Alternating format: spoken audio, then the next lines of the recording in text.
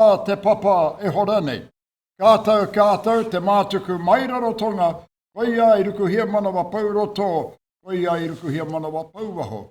Whakatīna kia tīna, tēnā, te more, i tipu mai Hawaii ki, e pupu ana hoki, e wāwā ana hoki, tārewa tū ki te rangi, aua kia eke tanu ku, kia eke tangaroa, āno haramai te toki, haumi e hui e, hai ki e. I runga tonu i ngā tīmatanga kōrero ko ngā patu e huri nei ki te runga rawa.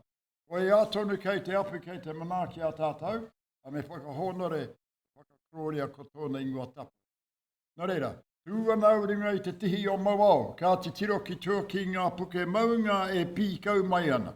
Ara a o tāne wainuku, ara a pūwhenua. E titiro atu ki roto i te rohe o tainui waka, ko maunga tautari tērā, ko te awa Waikato e rere ana ki taupiri maunga, e mihi nei ki tō tātou ariki nui a ngā waihono i te pō. E noho nei raru i te ahurewa tapu o ngā mātua o ngā tūpuna, e tōna whānau i roto i te pare o pōta tau me kiake kia rātau, rire hau, pai mārire kia rātau. Nei rā te wāhingaro, rātau katoa ko hinga mai, ia marae. Ko huri ki tua te kanohi, e takahia nei te ara whānui ki tua o pai rau, e hoki nei ki te wākainga. Nei rā te kōrero mō rātau, haere hoki atu. Hoki atu ki te nuinga o te whānau, e tatari mai na tui te ara, i waiho tiana ko tātou nei kei muri, e mihi nei, e tangi nei, e mihi nei.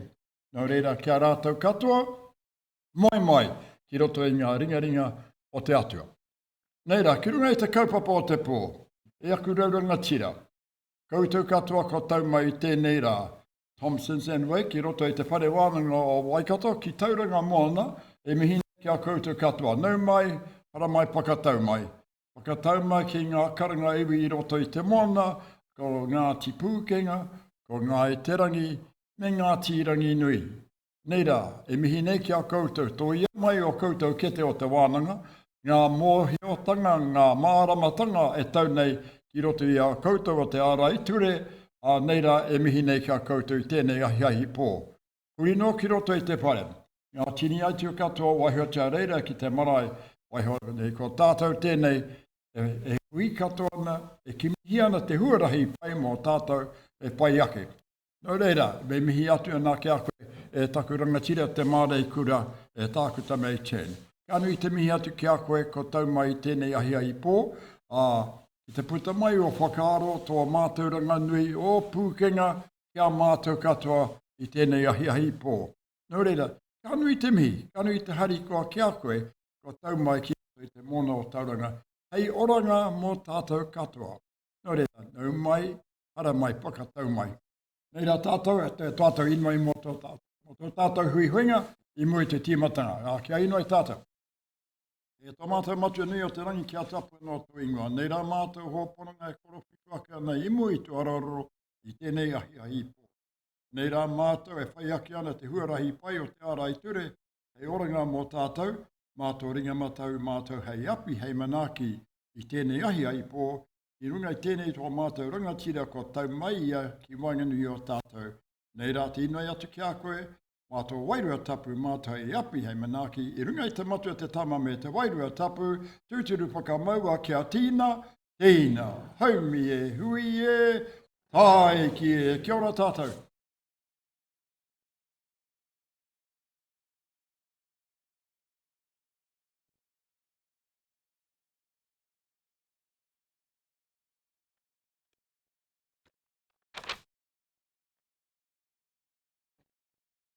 Ena mana, ena reo, ena ho, e whā, tēnā koutou.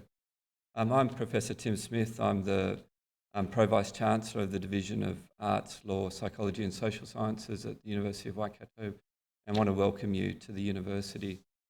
Before I hand over to Marcus, I just wanted to do a bit of housekeeping. There are bathrooms if you go out the doors and up the hallway, and in the unlikely event of an emergency, if you can take the stairs down to the next level and out into the car park, and obviously ensure that mobile phones are turned off. The Waikato Faculty of Law, Te Paringa, means the coming together of peoples and cultures. Te Paringa was founded in 1991 on 3 core principles: professionalism, biculturalism, and the study of law in context. We're pleased to announce that we have now over 300 students studying law here in Tauranga, and we're also going to have an additional new 2 law lecturers based here in Tauranga as well. And we're proud of our connections with Tompkins and Wake, and also the other law firms and other legal professionals here in Tauranga. And we're very excited to be hosting our speaker tonight, barrister and public law expert Mai Chen, for this year's law lecture, whose, I think, career and work really epitomises the 3 principles of Te Paringa. So thank you very much, and I'd like to hand over to Marcus.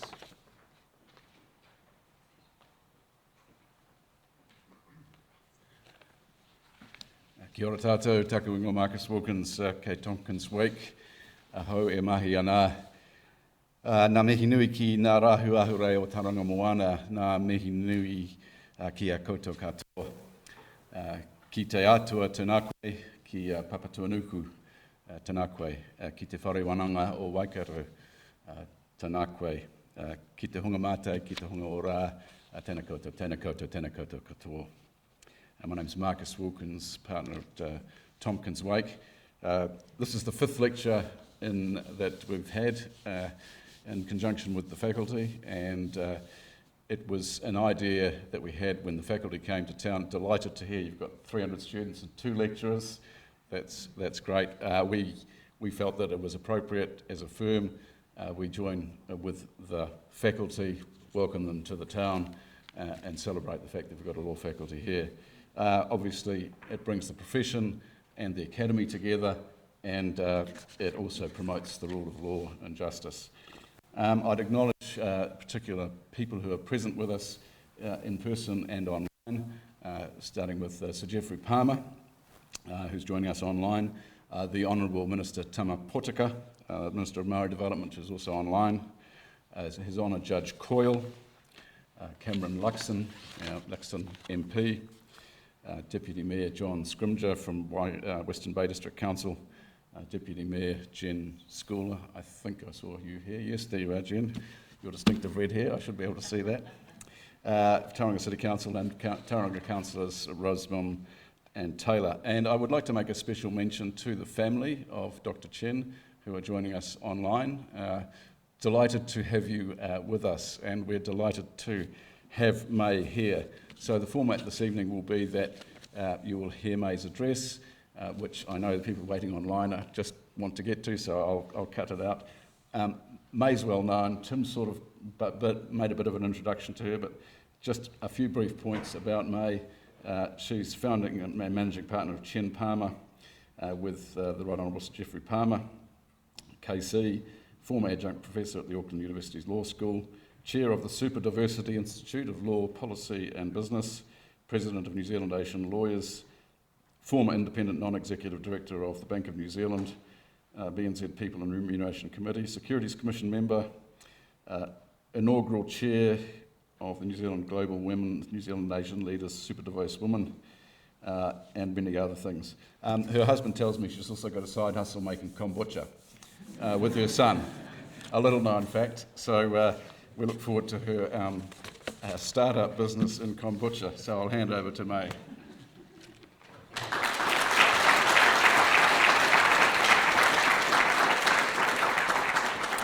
Well, tēnā koutou katoa, and I'm delighted that the University of Waikato and Tompkins Wake in particularly, can I acknowledge Marcus Wilkins, has given me this opportunity to speak about a most interesting topic. I don't think that there has ever been a better time to be a constitutional lawyer, given the level of interest in constitutional law issues under this coalition government. The 10 reflections that I want to discuss with you tonight derive from my experience advising at the coalface of public and administrative law over the last 18 months. I have experienced for the first time in my career, and I know I look 21, but it isn't true. I've been around for a long time. This has never happened to me before. I have had 3 court proceedings that I am acting in, affected by bills introduced into Parliament, one where urgency was threatened, another where the bill was passed through all stages under urgency the same day it was introduced. I've also had a select committee hearing on a bill twice scheduled and then twice cancelled by the House going into urgency. Unfortunately, we'd already flown in for the appearance, so when they scheduled the select committee appearance the 3rd time, we appeared by Zoom because the budget had been spent. This House has also disallowed regulations for only the 2nd time in its history. Now, seeking declarations of inconsistency with the New Zealand Bill of Rights Act is considered pointless by clients when the government will not change its actions based on that declaration. And indeed, when you talk to clients now about the Waitangi Tribunal, there's also a concern that it is pointless because the government will not change its actions as a consequence of it. That, of course, doesn't bear judgment on the weight and the value of those reports. The claims are still heard, they are still being bought, reports are still being issued, and those reports are important when you look at it from a different time perspective, not today, not this term, but into a longer term time frame. We're only halfway through the term. So this new government is worth studying because I don't think we're ever going to see a single party majority government again. I think in future we are going to continue to have coalition governments. But unlike the previous 8 coalition governments before we had a first past the post, a single party majority government effectively, led by Labour, and then this government, those minority governments were different. They were different because those coalition agreements were generally only for confidence and supply, and they were only for support on procedural motions. But we now have a situation where in the coalition agreements between National Act and New Zealand First, and I think it is right to run them together like that, because if you look at the way they're drafted, they support everything that's been agreed, whether it's with Act and New Zealand First. So that's 200 plus commitments to substantive policy and lawmaking.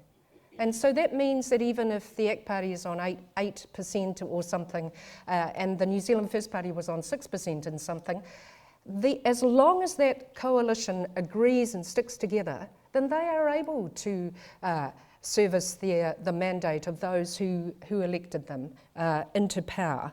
And that's why it's important that we talk about the impact on the toolbox, because as a consequence of having that tie-up arrangement, effectively what's happened is that the executive branch of government and the parliamentary branch are fused. And as a consequence of that, you've got separate external parties acting together in concert as opposed to internal factions within a single party. So some people say it's like back to first past the post. The Prime Minister, Christopher Luxon, when reflecting on halfway through his term in Focus on Politics last week, said that it was more the maturing of MMP, but it's the blistering pace at which this government can move, which is really sensational. And, I don't know how the ministers do it.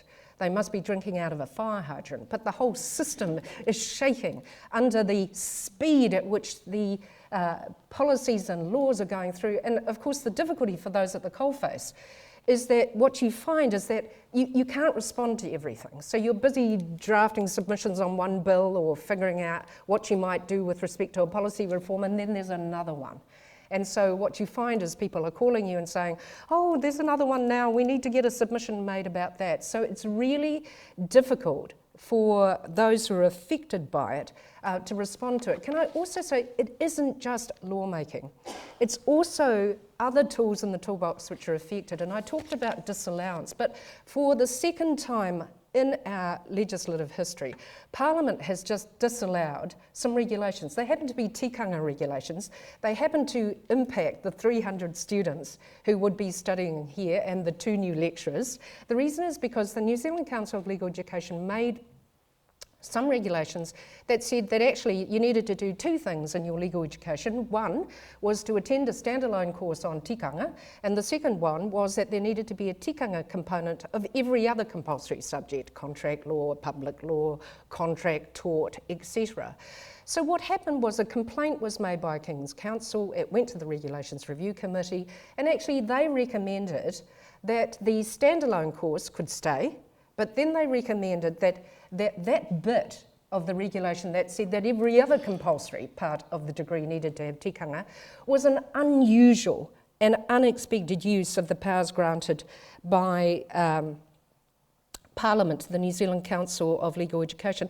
The result of that was that a motion of disallowance was put up by Joseph Mooney to disallow those parts which were as recommended by the Regulations Review Committee. He's a National Party MP, he's also a member of the Regulations Review Committee, and there was a majority as such, the same majority as in the coalition agreements.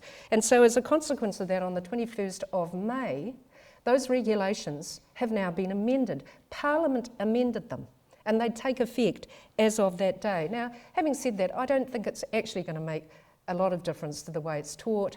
As a law teacher of long standing, we still have a situation where tikanga has been part of the common law of Aotearoa New Zealand for over 150 years, as recognised by the Supreme Court, and it's been expressly imported into statute by Parliament. And so, of course, we all know Alice's case in the Supreme Court, where the Supreme Court said it's simply, tikanga has been, and I'm quoting, has been and will continue to be recognised in the development of the common law of Aotearoa New Zealand. And then, of course, the majority of judges found that tikanga is the first law of Aotearoa New Zealand. That's one case. There are lots of cases, Smith's case in Fonterra, there's Trans-Tasman case, and of course the Law Commission brought out a report called Hei Pūtama. Now, the author of that report, who led that report, Justice Christian Fodder, does not like me saying this, but I shall say it quietly. If you go to Appendix 4, the reason is because it's quite long. I mistakenly said to a junior, could you just print this out for me so I can take it with me over the weekend and read it while I'm away? Well, it's over 1,000 pages. If you go to Appendix 4, you will find that there's a wonderful timeline of statutory and common law engagement with tikanga, and it's a bit of a hack, really. It's a shortcut of the last 185 years. I need to race on to point 2 if I'm going to get to point 10. A lot of people have called and complained. They said they can't do that. They're passing legislation, it cuts across proceedings. It has retrospective effect. It's important for us to distinguish between things that are unconstitutional that may not necessarily be unlawful. Actually, retrospective legislation is unconstitutional, but it's not unlawful, though it does require direct and express provision to be given effect to by the courts, and you know why. Section 27 of the Bill of Rights Act talks about your right to natural justice, right to apply for judicial review, to bring proceedings against the Crown, to defend proceedings brought by the Crown. And so as a consequence of that, you can't just be vague about it. You're going to get rid of or cut across substantially. We intend to discontinue that. And the government continuing, you know, my family has a routine. We cook dinner, well actually they cook dinner, I eat dinner. How's that? I eat dinner, that's my part. We try and watch the news, and of course every night, and I see there's a class action lawsuit by 100,000 customers of ANZ and ASB Bank. So what this piece of legislation, which is the Credit Contracts and Consumer Finance Amendment Bill, CCC CF Amendment Bill,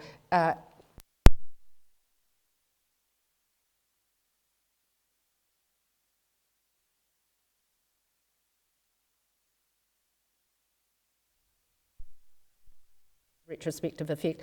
The lawyer was very upset. He'd been at it for 4 years, and I saw him on telly. He is going to get to the Supreme Court, but of course, by the time that happens, this legislation will have gone through, so it will impact the remedies that the court can grant. But that 100,000 customers matters, and the reason is because it's my third point, and this is an interesting one. Has more support been generated for a supreme written constitution? Oh, not really, May. We're never going to see it, not in my lifetime. And that's certainly what I said to Sir Geoffrey, and I know you're online, Sir Geoffrey, and can I acknowledge you? But you see, Sir Geoffrey wrote with Andrew Butler that, quote, the difficulty with any constitutional discussion in New Zealand is that people struggle to see how it affects them. Well, it turns out that actually quite a lot of people are now not struggling so much. They're just struggling with how they're impacted. So, you know, we've got 100,000 customers there who will be impacted because, and I was just thinking about the lawyer, he probably worked it out that his fees could be so much because could be recovered from what would be recovered by the fines, but of course the fines might be smaller now. So Geoffrey also wrote that one of the prime reasons why submitters wanted a written codified constitution, because I went round the country, you see, they put out a draft written Supreme Constitution and said, what do you think about that? And people told them. And they said, well, look, the people who wanted a written codified constitution to keep Parliament in order. So I just wonder if as a consequence of all of this legislation which is going through, and some of it's been consulted on, some of it's not. Some of it is projected, communicated in the coalition agreements, some of them are not. The Equal Pay Amendment Bill was not on there, and actually this one on the Credit Contracts and Consumer Finance Amendment Bill, which cuts across 100,000 customers who are affected, was also not in the coalition agreements. So some have been transmitted, communicated, some haven't been. And so I ask myself, does that mean the majority of New Zealanders now still think, no, I'm happy, I can vote them in or out every 3 years if I don't like them? And so actually we can continue with our system. Now, I'm sailing here between the Scylla and Charybdis. The Scylla is Sir Geoffrey Palmer, and the Charybdis is Justice Matthew Palmer on the other hand. Now, the younger Palmer has written this. He said that, and I quote, New Zealand culture, relevant to the exercise of power, is pragmatism. Grand theorising is suspicious unless it relates to something concrete. Problems should be fixed as they appear, preferably with number 8 fencing wire after tinkering in the constitutional shed. Just get on with it. And it is preferably something practical rather than theoretical, but they would apparently rather make up constitutional innovations on the spot than think too much of it in advance. This pragmatic element of New Zealand culture appears to lie behind our determined decision, because he's writing with another chap called Professor Dean Knight, that New Zealand has and should have an unwritten constitution. So I simply put the question to you, has the case been made for more New Zealanders who are saying, well, actually, look, these are fundamental values, these are fundamental rights, and no one should tinker with them. And so they need to be protected, safeguarded, put in a Supreme Constitution that you can only touch, amend, change with an extraordinary majority or a majority at a referendum where everyone gets to vote. I just note that of relevance to that issue is the term of Parliament enabling 4-year term legislation amendment bill. Now, Tanya Simpson is here. She's the Deputy Chair of the Waitangi National Trust, and when I was there and the Honourable Paul Goldsmith was there, he said, oh yes, I meant to get that bill out. So here it is, and so part of the proposal is that we move to a 4-year parliamentary term. I don't think it's going to happen. However, so that means that you don't get to tell them whether you like them or didn't like them every 3 years, it takes 4 years.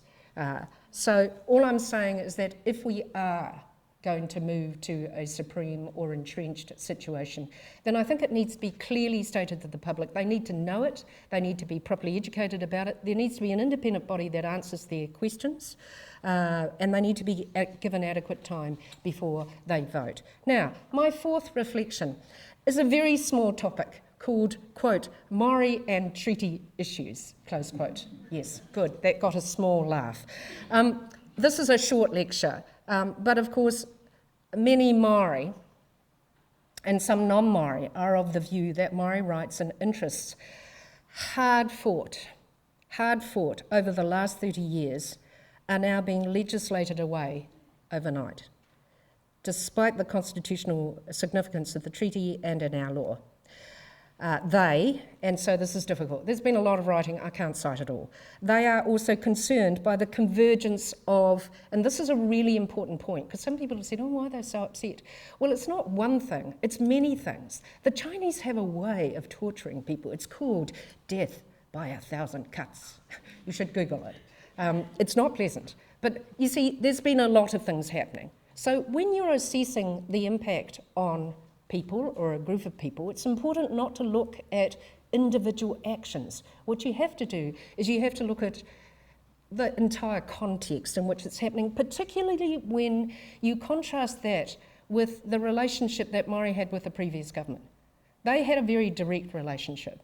They met a lot, and they had a lot of influence with senior ministers. So I think to go from one extreme to another, that has also generated the situation that you are experiencing now, we are experiencing now as a country. And it's really important for me to make this point, that demographics matter in a democracy. Māori have always been the ones that have submitted the most on constitutional reviews because they're the ones who are most unhappy with the status quo. That is changing. However, it is important to remember that Census 2023 tells us there's now more than 1 million Māori. And unlike the discussion last night in the news about the fact that, we might end up with 6 million New Zealanders in 2040, sounded like a long way away. But they'd all be much, much older. The Māori population is much, much younger. I mean, their average age is 24. Pacifica's average age is 22. Asians' average age is 29. Actually, if you add Asians, Māori and Pacifica, by 2040, we will be 50% of the population. Now, of course, we're still going to have more than 50% who are Anglo-Saxon. No, I can add, although I did go into law because I wasn't super good at maths, it's because of mixed race. And of course, we are sorting this out in our bedrooms. What I'm saying to you is that you can't stand in the same river twice, as Heraclitus says. And the New Zealand of today is very different from the New Zealand in 1840. We've had over 100 treaty settlements. We've had $2.3 billion in those settlements. If you look at the value of the Māori economy, MB's just brought out a spectacular report about the fact that the Māori economy is now worth about $32 billion, and that was in 2023. And it wasn't all Ngāi Tahu and Tainui, but the significant wealth holders, but also that the asset base has grown, the Māori asset base, to $126 billion. This is not an opponent that is not well resourced. They are well resourced. And so one just has to remember that. You have to remember that. Because there are places in New Zealand where 60% of the population are tangata whenua. They are the indigenous people of the land. And so I just look at that in the same, well, actually not in the same way, because of course New Zealand's also super diverse, and yes, we're 1 in 3 in Auckland, Asians are. I don't want to get into a discussion about Asians, but I just need to tell you, Marcus, that in the process of writing this paper, I ended up having to write another paper because I had so many thoughts about this one. I had to boot the half of the paper that was on the Superdiverse. So anyway, that's another paper, and if you want to read that one, it's in the New Zealand Law Journal in June. This one will be in the New Zealand Law Journal in July. So my fifth point is about speculating about constitutional challenges to laws in the courts. A lot of people have said, oh, this is just terrible, and the courts are going to have to stop them. I don't like this law, I'm going to sue them. Well, any question as to whether the doctrine of parliamentary sovereignty means that Parliament can pass any law which cannot then be challenged in court is not well answered in the absence of a legal challenge framed around specific facts. Speculating about what the courts might do if they receive such a challenge is unhelpful. It is important to remember that judges only come in two types. They are either conservative or very conservative. So the thought that somehow they're activists and they're all going to run away with themselves, I think, is only a view held by those who have never appeared in court. Such a court challenge is also, I think, some way off. The reality is that the Treaty Principles Bill didn't get past second reading. There is currently a Treaty Principles review, but you know, that hasn't even got to Parliament. That's a review of 28 pieces of legislation, and I don't have time to read it out, but it's an extensive and important list. So they're reviewing the treaty provisions in every single one of those pieces of legislation, and they include really, really minor acts like the Conservation Act, you know, the Environment Act. I mean, these are major pieces of legislation. So the separation of powers doctrine means that there will be tension between executive and the parliamentary branches of government and the courts. But of course, so don't be surprised by it. Many people have said, ooh, look what they're doing. You know, there's tension between Parliament and the executive and ministers and the courts. But of course, that's the way it should be. It's called separation of powers. It's just that because of these coalition agreements, you see, it's kind of 2 on 1. Because actually they devise the policy, then they go into Parliament and they vote for it. Privilege Act talks about the principle of comity that requires the separate and independent legislative and judicial branches of government each to recognise each other with mutual respect and restraint. And then, of course, the Chief Justice responded by saying that she was pleased by the acknowledgement by the Attorney General. And when she was asked about the argy-bargy, she said, well, look, the reality is that there is a principle of comity, and so, you know, you would expect that there would be a bit, but it's sort of business as usual. You shouldn't be alarmed by it. The New Zealand Law Society president, then he came out because some people said that the Supreme Court had been activist in a case about climate change, and where there was a Maori claimant, Mr. Smith. And so he quoted Justice Tompkins. Yes, well, appropriate for me to be quoting the Honourable Justice Tompkins, given Tompkins' wake's importance tonight. May have said it best 30 years ago when he said, quote, I do not for a moment suggest that a judge is to be immune from public criticism. On the contrary, any person, including politicians, should feel free to comment adversely if that is what they think on a judge's decision. But a general attack on the judiciary as a whole strikes at the very root of that public confidence that is so essential to the judicial system. And the New Zealand Bar Association President Maria Dew, King's Counsel, also made very similar comments about political rhetoric. I'm quoting now. Fundamental for our democracy that judges are not the subject of personal attack or criticism by ministers. They may risk judges being restricted in their role. And of course that extends to members of the Waitangi Tribunal, and of course there are judges that also sit on the Waitangi Tribunal, and there are members and ex-members of the Waitangi Tribunal here tonight. The legal profession has a statutory obligation to promote the rule of law, and this involves speaking in defence of the judiciary and our legal system where needed. We consider this as one of those occasions. And of course, the difficulty is that they're not supposed to speak. Judges aren't supposed to stand up and say, oi, you can't say that. They just have to keep quiet. Look, I say that because tough issues come up all the time. You remember Karen Chua? She was subpoenaed by the Waitangi Tribunal. They said, no, you need to come. We're having an inquiry. It's about, you know, the abolition of a particular section of the Auranga Tamariki Act concerning Mokopuna and the treaty. And so this is what the Court of Appeal said when the High Court didn't agree. They said, no, you can't subpoena her. And the Court of Appeal overturned them. And this is what they said. So this is the fierceness of the independence of the judiciary. It says it's not clear to us why the constitutional relationship between the Crown and the Tribunal should prevent the Tribunal from asking for information that would, in its view, assist it to carry out the inquiry. which is part of its statutory role. The question of the relevance of evidence from the Minister was properly one for the Tribunal. Even if comity did apply, the principle must involve obligations of both actors, the Tribunal and the Crown. We consider the process followed in this case was characterised on both sides by the kind of cooperation and candour that was appropriate given the nature of the inquiry and its importance, together with the Crown's treaty obligations. So it's really important to recognise that actually, when I look at the way the courts have behaved, they've behaved exactly as you would expect the independent judiciary to behave.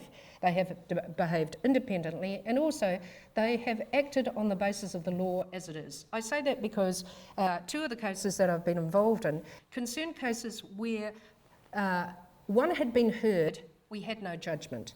A bill was then introduced that said, if you've been heard but you haven't had a judgment, you'll have to do it again. But under the new law, once it's passed, and the thresholds were increased, so it was going to be very difficult to meet them. We were about to start a second hearing, so the question was, do we start, don't we start? And also the funding for these cases had changed.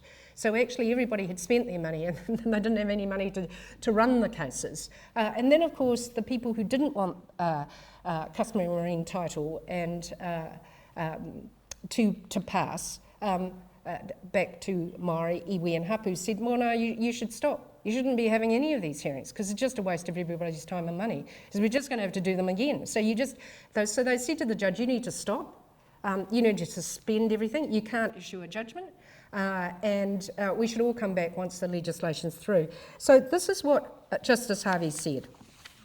He said, I acknowledge the arguments that court time is valuable and should not be wasted. Similarly, the costs to the taxpayer and the parties, including the interested parties, are substantial. I appreciate the point that once the hearing had concluded and there was a change to legislation altering the tests in Section 58, that's the main section, or one of the main sections in the Marine and Area Coastal Act, inevitably this will require the matter to be reheard wholly or in part. The court must deal with the legislation enacted by Parliament. It cannot take account of announcements and must apply the existing statutory provisions. If and when that changes, then the parties will have the opportunity to make submissions on the effect of those changes. And of course, you'll remember Fitzgerald and Muldoon, that was all about jumping the gun. Jumping the gun's not a good idea because, of course, at that time, when everyone was saying, no, tai hoa, you have to stop, you can't keep going, the minister had said, the responsible minister for the bill had said, no, we're going to proceed and we're going to get this thing passed by the end of the year. Well, that was 2024. We're now in 2025. Because what Parliament had decided to do was not to await the appeal that was going up to the Supreme Court. Well, the Supreme Court did something I've never seen it do. It issued a judgment in 2 weeks of hearing the appeal.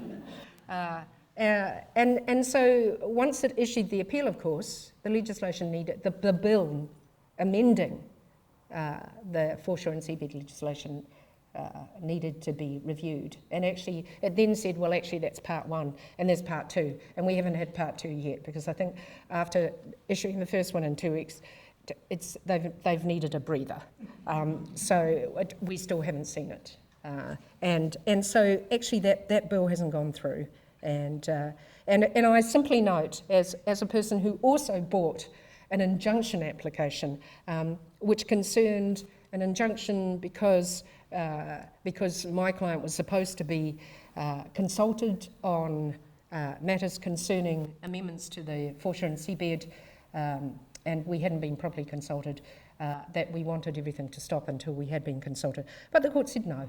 They said, look, the reality is that the only way for you to get your rights is for the courts to somehow do things, issue a declaration that may encroach on Parliament's lawmaking, and they wouldn't do it. So, have I seen the courts being radically activist? Nope, I have not.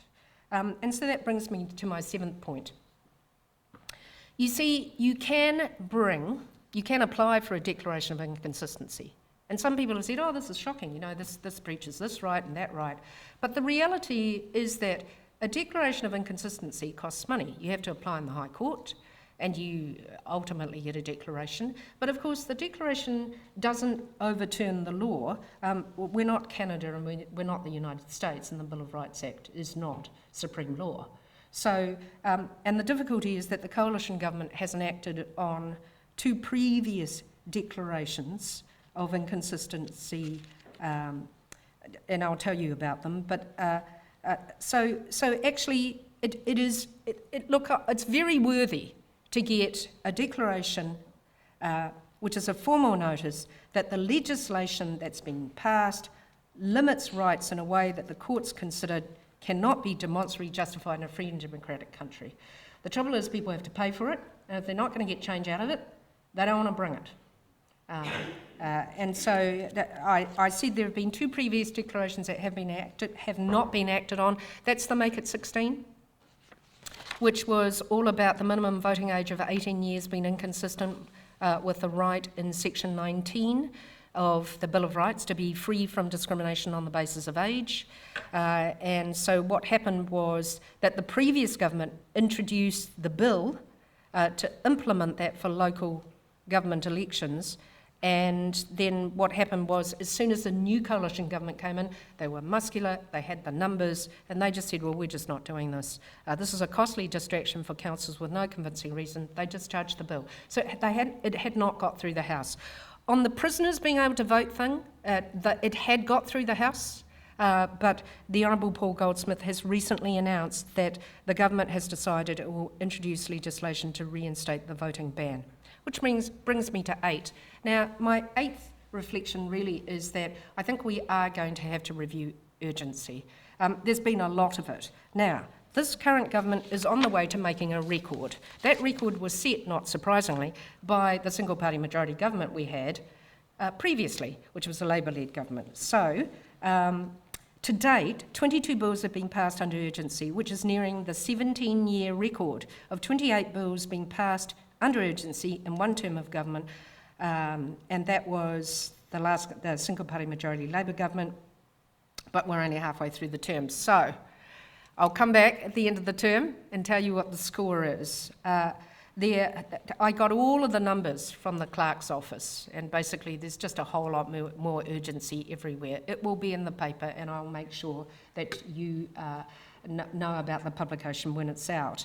But can I also say, not only has there been more urgency, but the current Parliament has also shortened the period of select committee consideration of bills.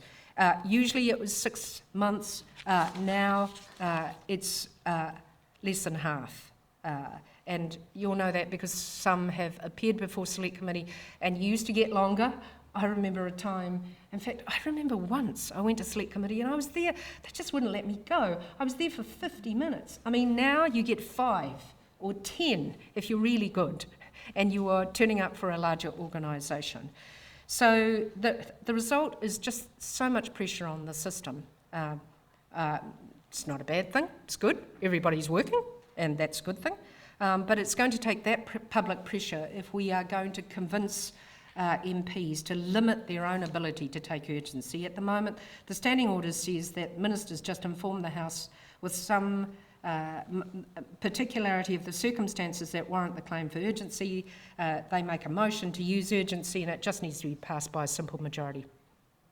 The government's got the numbers.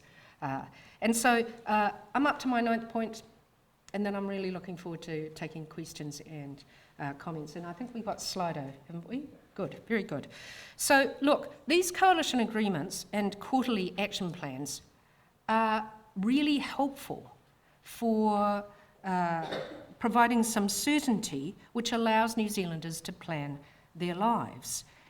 Even those opposing such actions are assisted by the clear nailing of colours to the mask, which can help mobilise opposition. You don't have to say, oh, I think they're targeting me. You can say, well, look at all these things that they've got in their coalition agreement, and they're rolling them out one by one.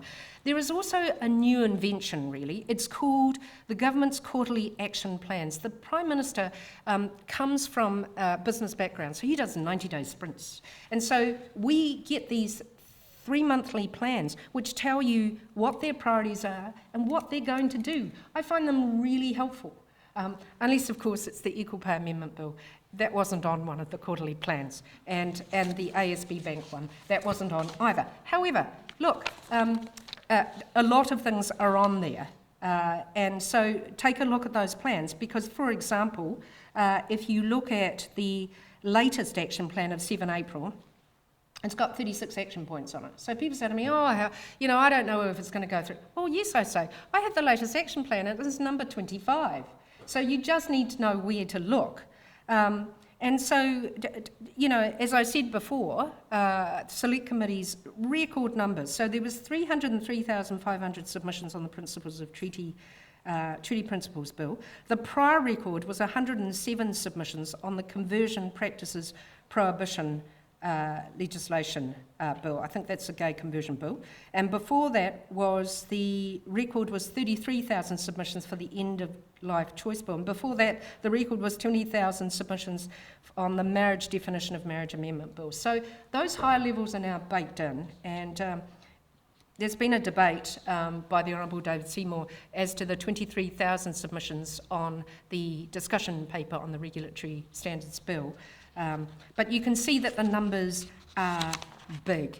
So I am thinking that this is a good development. I think there's been a very large silent majority. And I think that silent majority has comprised a large number of people who were never interested in anything to do with constitutional law.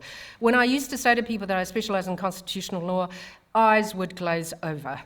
Conversations would die. But those same people now are having to learn about how to make a select committee submission. They're having to learn about the processes of Parliament. They're needing to learn what happens after first reading and what a report back is, and the fact that second reading followed by committee of the whole House. That is a good development, not a bad development. And when I read some of the submissions on the Treaty Principles Bill, as I have with many of the other pieces of legislation, I'm astounded by the quality of the dialogue. I mean, they're talking about constitutional values, the way our system works, the rule of law, separation of powers. Blow me over, if you could, with a feather. And so many of them are everyday people. They're not specialists. So I think I'm now to my final point, and that is that lobbying for change to policy and legislation is harder. It's harder because it's a done deal. And so it's very difficult. People come to you and say, I want you to stop this. I hate this, stop it. Well, I can't stop it because you're kind of 2 years too late. So if you are wanting to affect policy and lawmaking, now is the time.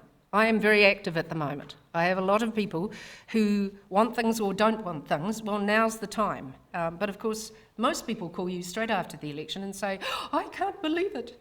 They've done exactly what it was that they said they'd do if they got into government. And they're introducing a bill. That's outrageous. And I say, well, yes, they did tell you they'd do that if they got into power. And they've gotten into power. So, and then they say, please stop it. But of course you can't. So actually you need to start earlier, and also to understand that there are still negotiations. It's just that they go on behind closed doors. So you need to find a champion within the governing parties. So reading the first reading speeches is often a good indicator of whether there's any room to move to get any changes at all. If the first reading speeches has all three of the coalition partners absolutely saying this bill is the best thing since sliced bread, you're in trouble. All right, but if there's some equivocation, then there may be hope. But the Cabinet Manual does discuss agree to disagree processes, which I'm sure you can figure out for yourself. I simply note, and I end on this point, that as we move into the second half of this true coalition government, you may see more agree to disagree and more differentiation between the parties. And the question is whether it will go full term. As you know, some of the coalition agreements and coalition governments haven't gone full term. I suspect this one will. But I say to you that there are good things and other things that come out of the current arrangement that we've got. But I must say that it has been an extraordinary time for public lawyers, and I can't wait for the second half of this melodrama. I think they're probably going to have to make it into a Netflix series, which will be a total potboiler page turner. I don't think it'll be a bodice ripper, but you never know. Thank you. Kia ora.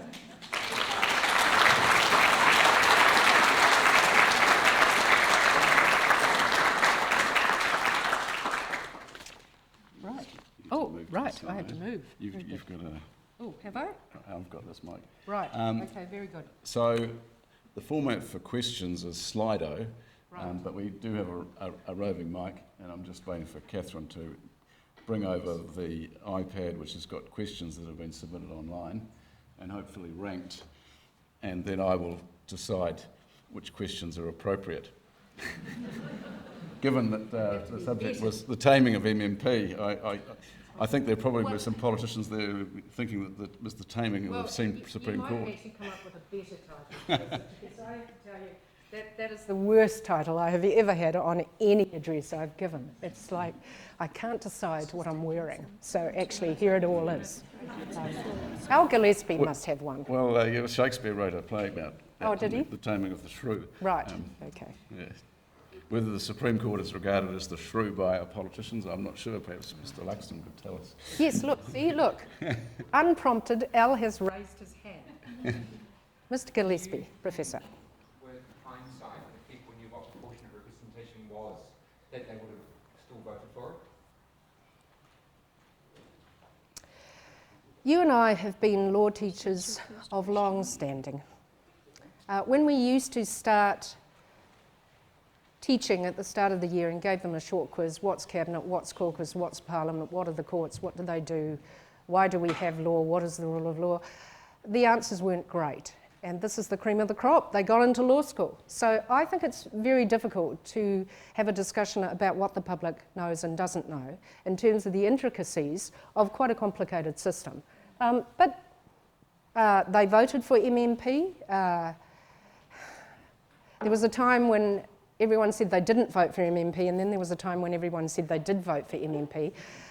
I think we've got the system. It's here now, and that's what we operate under. But I think that's why it's important to study this arrangement, because even though the Honourable Chris Hipkins said, well, this is, National shouldn't be letting the tail wag the dog, it should be more muscular and saying, hey, I'm boss, especially on, with some of the other parties, in terms of what was agreed. I still think that it's very difficult to go past this arrangement where you've not only got confidence in supply and agreement on procedural issues, but you've also got agreement on substantive policy and law reform. Right, we have some Slido questions, so Right. I'll let... Yes. They're all appropriate. Are they? Surprisingly. Where do you think JR will go under this? Oh, really? Well, I mean, the thing is, once again, that's a speculative question, and I think it's too early to ask it because I think it depends on whether or not they get back in more. I think the legislation will take some time to work its way through. But look, we all know people are building litigation funds so that they can challenge, and no doubt that's why I said, don't speculate. Wait until you get the actual cases and the actual fact situation and the actual statutory frameworks. Because law doesn't work as generic theory like that. It depends on the case. Law is actually all about facts, which just shows you that when you go through law school, you think it's all about law, but actually law is a lot about, cases are a lot about facts. You've spoken from a very New Zealand lens. From an international perspective, could we not see the pace of government as a reaction to the loss of confidence in democracy? Wow. Okay, well, I know the public has shown a loss of confidence in democracy, but are you saying that politicians have lost faith in democracy? That's a question mark. Maybe it's rhetorical. Maybe I don't want an answer. Maybe you should just think about it. Right, next question. What is your view on the rapid passing of legislation and its effects on both public confidence and the proper administration of justice? Look, I really feel for them. I do. I want to give them a hug. Some of them need soup. That system is going so fast and hard, it's shaking, and there's smoke. I've seen officials with very big bags under their eyes. Even Cabinet Office, even Parliamentary Council Office. Those poor people have to draft this legislation. It's not the end. As you know, we've just had the Resource Management Act reforms announced. There's a discussion paper out. There's an intention to introduce it by the end of the year. If you were to speak to some of the officials, I'm sure they'd say to you, "I've no idea how we're going to do this, but the Minister said we're going to do it." Well, that's fine. I mean, they're entitled to do that. And you shouldn't envy them. You should run for Parliament. Because some people say to me, "Oh, you know, well, they're not allowed to do that." Well, yes, they are. They quit their jobs, they campaigned on the street, they got into power. You should be in awe. They are so powerful. David Seymour is my electorate MP. I remember once when I was watering the garden, I thought, is the radio on? I can hear David Seymour. Well, I looked over the fence and there he was. He was having a street corner meeting.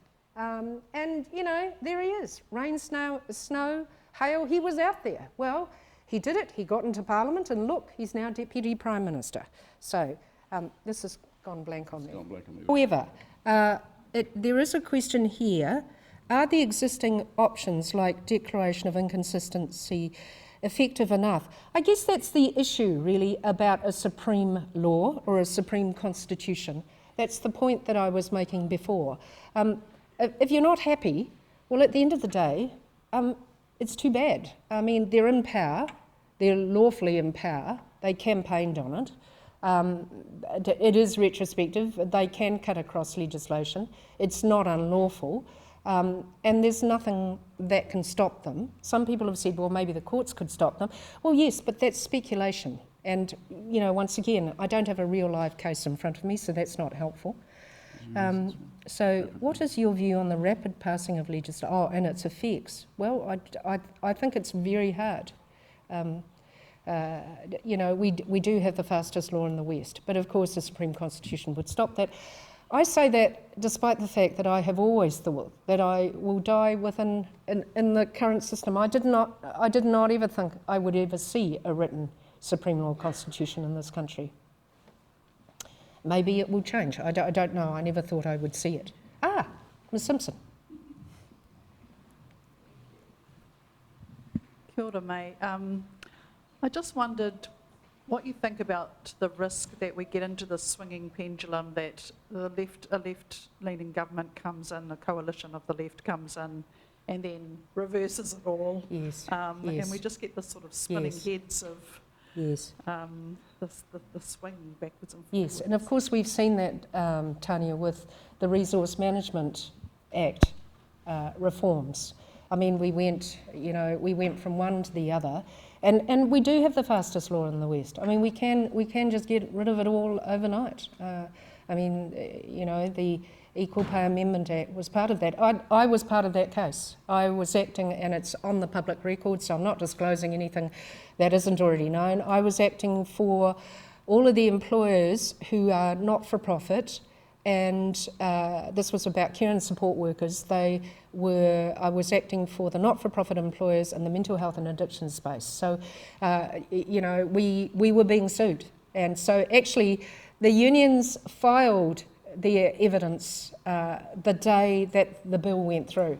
And I then filed a very nice memorandum to the authority which said that my understanding of the Act that had just gone through was that we weren't required to comply with the rest of the timetable which had been made. So I think there will come a time when the public will say, well, that's enough, which is why it's not a thought I wanted to have, but it's clear that we're getting pushed towards some constitutional change, which I don't want to use the word fetter because we have a doctrine of parliamentary sovereignty, but I think what I did miss out on reading was this, and I do want to read it out. It was by Claire Charteris, because it's wrong to say that Maori think we should have higher law, and of course using the word Maori is like using the word Asians.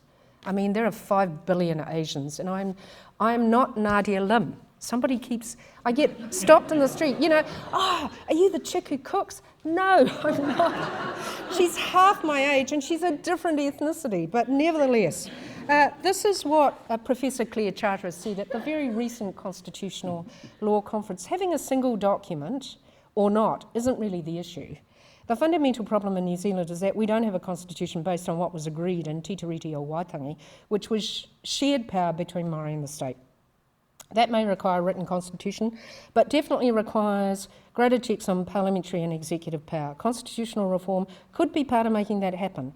Professor Charteris spoke of shared governance, mā tiki mai, recognition of Māori authority, tikanga regulating Māori, and greater representation of Māori and a greater understanding of Māori forms of governance in the kawanatanga space. So my answer to you is that I do think we're in a changing constitutional scenario, because I think democracy is about majorities and minorities. I think the numbers are changing. And even when I talk to you about Māori, Pacifica and Asians, you know, that's a block. That is a block. And the number of Māori increasing and their resources increasing, but also this thing where the silent majority is turning up. They're making submissions. I mean, there's a lot made about Asians marching on treaty principles. Bill, I saw it on telly and thought, gosh, look at all those Asians, you know. And about the fact that a lot more people are speaking up and they're getting, well, they're getting knowledgeable about constitutional issues. And really, when they come up to me and say, well, this is unacceptable, you've got to stop them, they can't do this. I say, well, actually, they can. So what you're really saying is that you want something like a supreme law which would entrench certain values so that they couldn't do that unless they had an extraordinary majority, or the majority of New Zealanders vote for it. And they say, am I? Is that really what I'm saying? And I say, yeah, actually that's what you're saying. And it's a deep constitutional thought in response to someone that says, I don't like this, make it stop. But what else is there, really? And I don't speak in the Māori space, because the Māori space is full of a lot of anger. You know, sometimes when I'm in these gatherings, I can see that we need to be very careful. A lot of people say, well, we just need to take the law into our own hands, this isn't working for us. But it does. It's interesting, a lot of them also say, well, it's useless, there's no point going to the courts, you know, we need to get our hands on power. So you can see that, and you could say, look, it's the usual suspects. Māori have always been the ones, as I said. If you look at all the constitutional reviews that we've had, there's been a disproportionate number of submissions from Māori. But actually, we now have a lot of submissions from everybody else. Well, other people. Let me not overstate it, but from other people. So I think we are in a situation of change. Otherwise, we are just going to go from one to the other, because of course, if the left bloc comes in, you know, we just had the Reid poll on Radio New Zealand, which was different from the Varian poll on the other side, which said that Labour could go, well, okay, if you got a tie-up on the left, what would that look like? Well, really different. Which is why the context that Māori are operating in is they went from a situation with a single party majority government with Labour where, you know, they were sitting down. It wasn't just that they had very good relations and there were a lot of Māori in Cabinet and in caucus and Labour, but also the fact that there was COVID, so they were sitting down with them a lot, so they had direct access, and to go from that to this, yeah. So it's something to think about how the public will react. I'd be very interested in looking at those submissions on the resource management reforms, because a lot of people are saying, wow, deja vu all over again. You know, need the reforms, but this is really big, it's really complicated.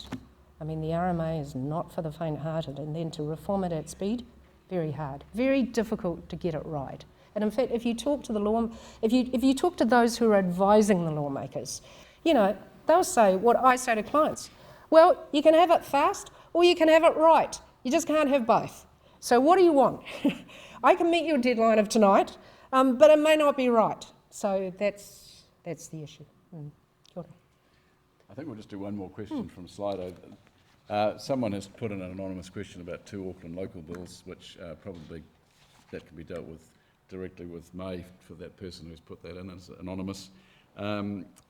There's one here which is about the international perspective. Would you care to comment on that, May? You've spoken from a New Zealand lens. Yeah. From an international perspective, could we not see the pace of government as a reaction to the loss of confidence in democracy? Yeah, I think I've already dealt with that one, really. And so can I just say in closing, you've been extraordinary. It's 6:50 p.m. Some of you would be making dinner. And can I acknowledge all my friends and colleagues who are here to support me tonight. I'm extraordinarily grateful that you have come to listen to a subject that doesn't always excite people, but I hope you will realise that this really has an impact on our country, and it is important that more people understand how our system works. And it's important that people understand that the way our system is working is changing. It's changing.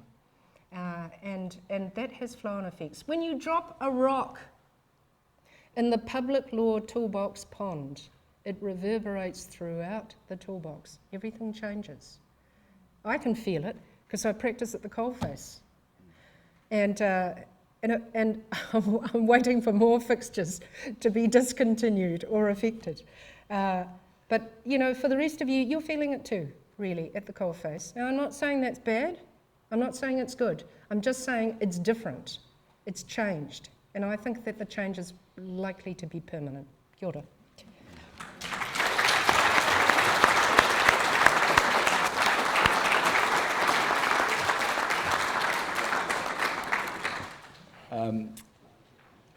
I'll just add another couple of pieces based on my experience working with May to add to that. She talked about submitters. So I worked with May in relation to a client looking at some legislation, and it was pretty clear that the officials were really struggling with the pace of change, and I ended up submitting personally, and I got 10 minutes, May.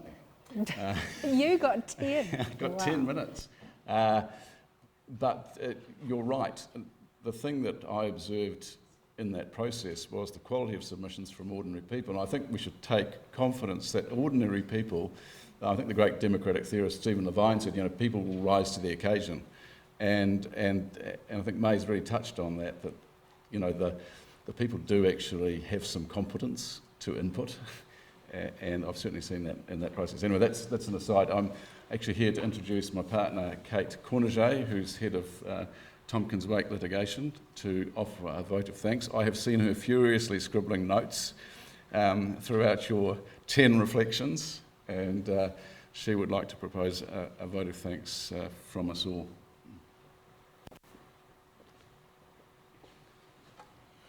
Kia ora tātou, kia ora Mai, thank you Marcus. It's my pleasure on behalf of Tompkins Wake, Te Perenga and all of us here to thank you May for taking time out to come and speak to us today and to share your 10 reflections. From my personal perspective, I think it's very easy to get caught up in your day-to-day life and to start to see the news articles that don't affect you directly or affect your clients directly sort of fade into the background after they've occupied your attention for a brief moment over dinner or over the paper one morning.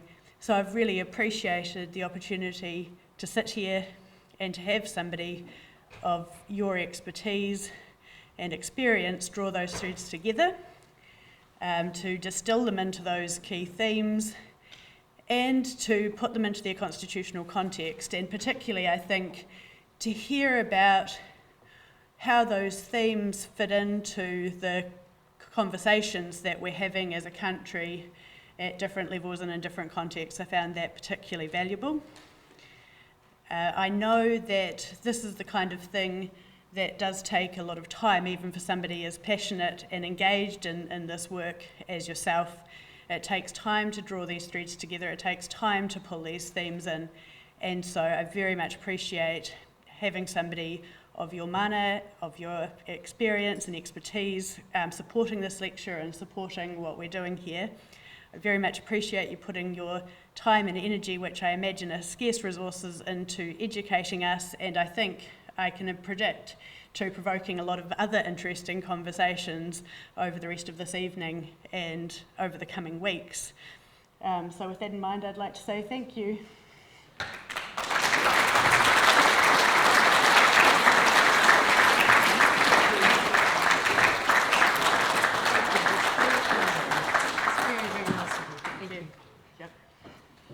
What Kate hasn't told you is that we're actually on opposite sides of a case. So I did have a conversation with her, and when I saw you on the run sheet, I thought, great, I'm going to meet you in person, so it's wonderful. We're not going to talk shop tonight.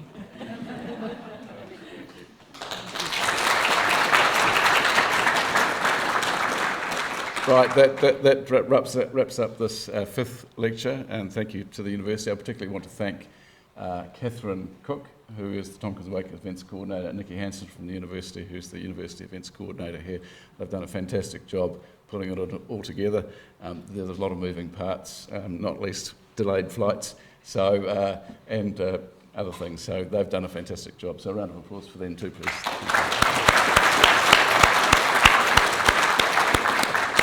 There might be some drink and food out there, I don't know, but